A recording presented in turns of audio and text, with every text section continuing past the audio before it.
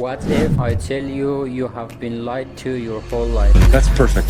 That's perfect. A year is not 365 days, but it is 365 days and 6 hours. So what happens to that extra 6 hours each year? That's when a leap year comes in. You subscribe and let me explain all this for you. What is a leap year? Normally, a year has 365 days, as we've been told, but a leap year, which happens every 4 years, has 366 days. It adds a day in February, which makes it 29 days instead of 28. So why add one day? So the logic goes like this. The earth goes around the sun in 365 days and 6 hours, not exactly 365 days. So in order to sync our calendar to earth's orbit, every 4 years we add those extra 6 hours and make a day. That's how a day is added to correct our calendar. How about you press the subscribe button and I tell you some fun facts about the leap years. 1. Julius Caesar introduced the leap year in 45 BCE. Did you know that? And babies that are born on February 29th are called leaplings. Do you have leaplings? Okay, enough of the side topic. How to know if a year is a leap year? It has a very simple logic. A year is a leap year if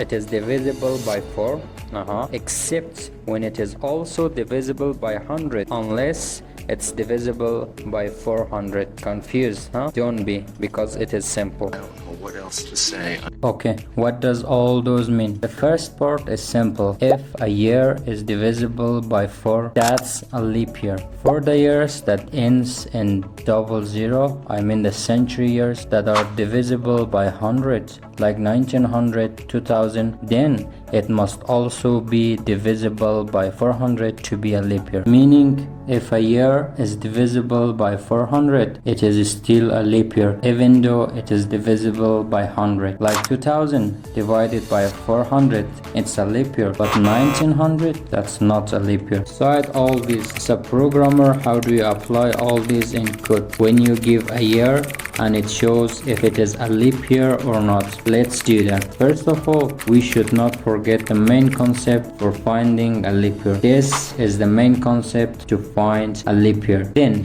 we define a leap year function that takes a year as a parameter. So this function checks if the year can be divided by 4, but also checks that the year is not divided by 100. Together, these two means that a year is a leap year if it is divisible by 4 but not by 100. Or this part is for century years like 1600, 1900, 2000. If a year can be divided by 400, it's still a leap year, even though it's also divisible by 100. We ask the user to give us a year here. We check the user's inputs against the leap year function. If the year was a leap year, it says that it is. Otherwise, it prints that it's not a leap year. That's all. Now, before you subscribe and press the like button, tell me if this year 2025 is a leap year or not. Write down your answer in the comments below. Thank you and take care.